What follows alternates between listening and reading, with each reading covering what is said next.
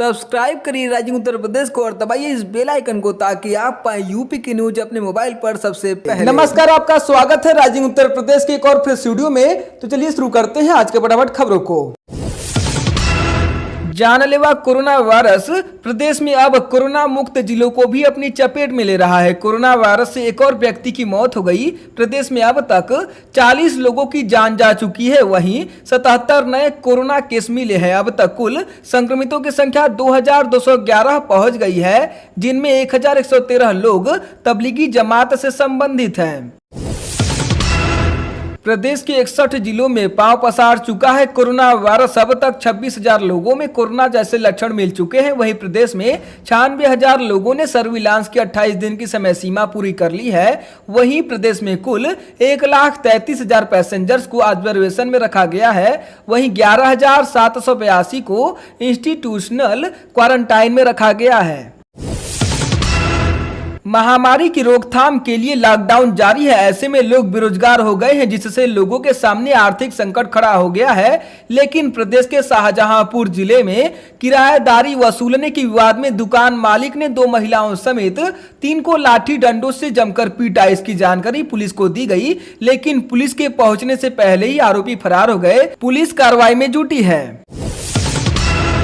वाराणसी में कोरोना संक्रमित मरीजों की संख्या लगातार बढ़ती जा रही है। जिलाधिकारी ने सिगरा थाने के दरोगा समेत 8 और कोरोना संक्रमित मरीज मिलने की जानकारी दी है। मंगलवार से गुरुवार के बीच 46 घंटे में कोरोना वायरस संक्रमितों की संख्या 23 पहुंच गई है, यानी औसतन हर 2 घंटे में एक मरीज। वाराणसी में कुल 22 हॉटस्पॉट हो गए हैं।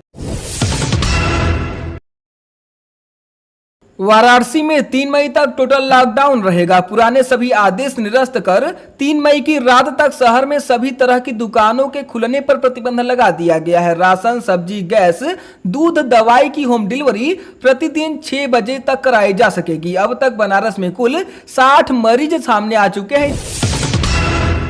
आगरा में कोरोना वायरस का असर तेजी से फैलता जा रहा है। संक्रमितों की संख्या में फिर इजाफा हुआ है। जांच रिपोर्ट में 22 नए संक्रमित पाए गए हैं। अब तक 455 लोग संक्रमित हो चुके हैं। प्रशासन ने दावा किया है कि 74 लोगों को डिस्चार्ज किया जा चुका है। ताज नगरी में संक्रमण की रफ्तार का अंदाजा इसी से लगाया जा सकता है कि मार्च के 31 दिनों में संक्रमित मरीजों का जो आंकड़ा 12 था, वो 30 अप्रैल तक बढ़कर 455 हो गया, यानी 30 दिनों में 443 संक्रमित मिले हैं। इस दौरान औसतन हर दिन 15 मरीज मिले हैं, जो चिंताजनक है।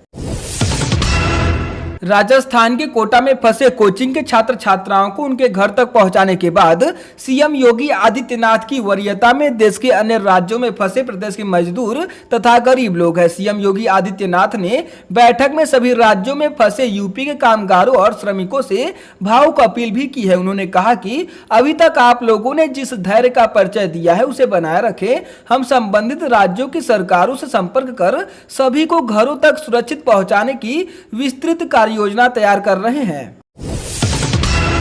प्रयागराज में प्रतियोगी परीक्षा की तैयारी कर रहे प्रदेश के विभिन्न जनपदों के 15,000 छात्रों को सरकार सुरक्षित घरों तक पहुंचा चुकी है। राजस्थान के कोटा में फंसे 11,500 छात्र छात्राओं को भी सरकार सुरक्षित घरों तक पहुंचा चुकी है। इसके बाद सीएम योगी आदित्यनाथ ने बड़ी संख्या में छात्र छात्राओं से वीडियो कॉन्फ्रेंसिंग भी की थी। कानपुर जिले में अब तक कोरोना वायरस के 200 केस मिल चुके हैं, 4 की जान गई है। ऐसे में पुलिस लॉकडाउन का उल्लंघन करने वालों से भी कभी सख्ती से तो कभी उन्हें शर्मिंदा कर तरह तरह की सजा दे रही है, लेकिन लोग बेवजह घरों से निकलने से बाज नहीं आ रहे हैं। पनकी थाना क्षेत्र में पुलिस ने पूजा थाल लेकर निकले एक अधेड़ को रोक लिया। इसके बाद करीब 200 मीटर की दूरी से बैठकर चलने की सजा दी गई। इस दौरान अधेड़ की आंखों से आंसू छलक पड़े। पुलिस ने उन्हें दोबारा घर से बाहर न निकलने की हिदायत देकर छोड़ दिया। वहीं इस मामले का संज्ञान लेकर आईजी जोन के थानाध्यक्ष को सस्पेंड कर दिया गया है।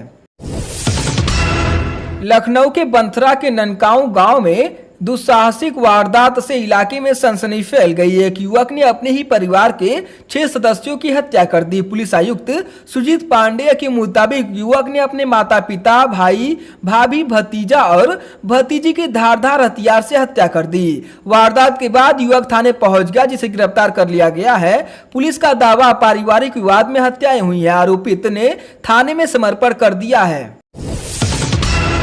समाजवादी पार्टी के राष्ट्रीय अध्यक्ष अखिलेश यादव ने कहा कि कोरोना वायरस की वजह से उत्पन्न हुई समस्याओं के समाधान के लिए प्रदेश सरकार को तत्काल विधानसभा का विशेष सत्र बुलाना चाहिए। लॉकडाउन की वजह से 1 महीने से अधिक समय से जनता घरों में है, अस्पतालों में अन्य बीमारियों का इलाज नहीं हो पा रहा है। कोरोना इलाज के भय से जनता सहमी हुई है। कोरोना जांच किट की पर्याप्त उपलब्धता न होने की वजह से मरीजों की सही संख्या पता नहीं चल पा रही है।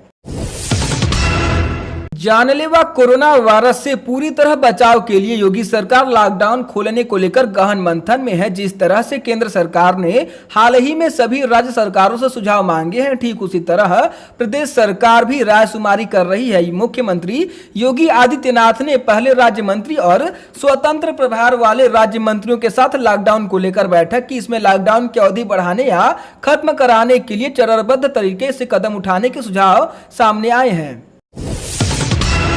लाउड स्पीकर से मस्जिदों में अजान करने पर रोक लगाने के गाजीपुर के जिलाधिकारी के निर्देश पर इलाहाबाद हाई कोर्ट ने योगी सरकार से जवाब मांगा है। गाजीपुर से सांसद अफजाल अंसारी ने हाई कोर्ट के मुख्य न्यायाधीश को पत्र भेजकर शिकायत की थी कि मस्जिद में लाउड स्पीकर से अजान पर डीएम ने रोक लगा दी है, जो सही नहीं है। इस जनहित याचिका पर अगली सुनवाई 4 मई को होगी।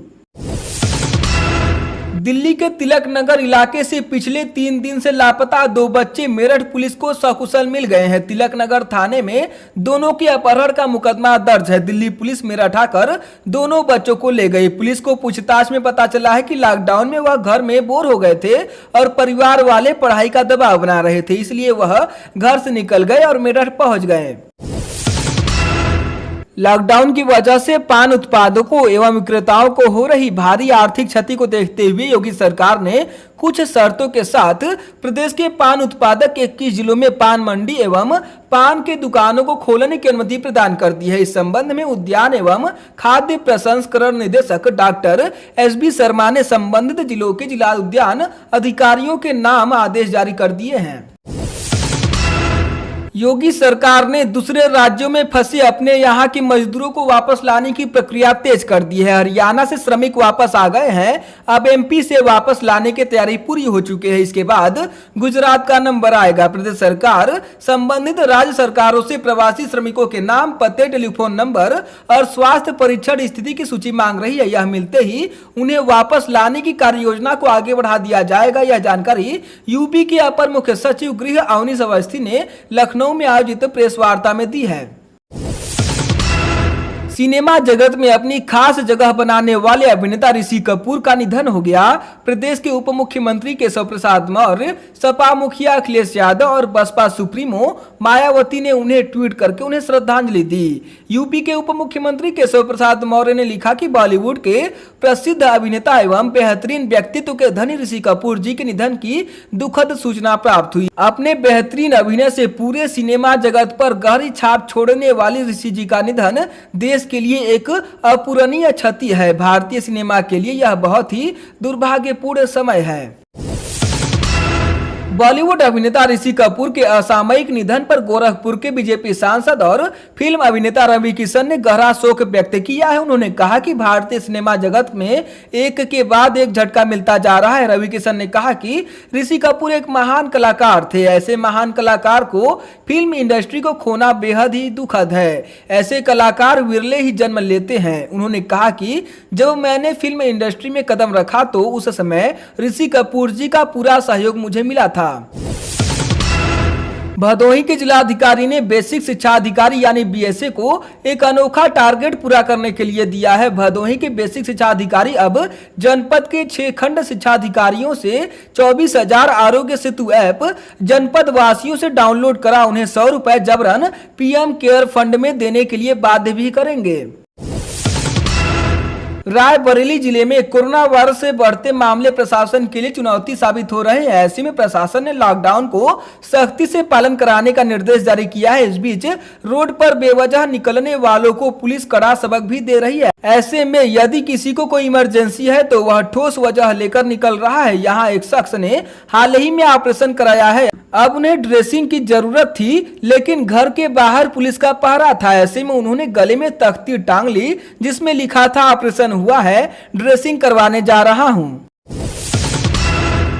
प्रदेश में जमातियों और मरकज से जुड़े लोगों के लिए करीब 40 अस्थायी जेल बनाई गई है। गाजियाबाद पहुंचे यूपी के डीजी जेल आनंद कुमार ने इसकी जानकारी दी। उन्होंने बताया कि सूबे में तकरीबन 40 अस्थायी जेल बनाई जा चुकी है। ये जेल जमातियों के लिए और उनके लिए बनाई गई है जो मरकज से जुड़े रहे और खुद को छुपा कर रखा है। साथ ही हाल फिलहाल में आपराधिक घटनाओं को अंजाम दिया जिसमें पुलिस और डॉक्टरों पर हमला भी शामिल है। इलाहाबाद विश्वविद्यालय में जुलाई में नया सत्र शुरू हो जाता था, लेकिन इस बार जुलाई में पुराने सत्र की परीक्षाएं होंगी और अगस्त में रिजल्ट आएगा। इस बारे में विश्वविद्यालय अनुदान आयोग यानी यूजीसी कमेटी की ओर से दिशा निर्देश जारी कर दिए गए हैं। दिल्ली से पैदल घर जाने के लिए निकले फतेहपुर जिले के 3 मजदूर सड़क दुर्घटना का हादसे का शिकार हो गए। घटना अलीगढ़ के मडराग क्षेत्र में हाईवे बाईपास पर हुई है। इस हादसे में एक ही परिवार के 3 मजदूरों की मौत हो गई है। इसमें एक महिला भी शामिल है। इसके अलावा एक किशोरी गंभीर रूप से घायल हो गई है। किशोरी को जिला अस्पताल में भर्ती कराया गया है।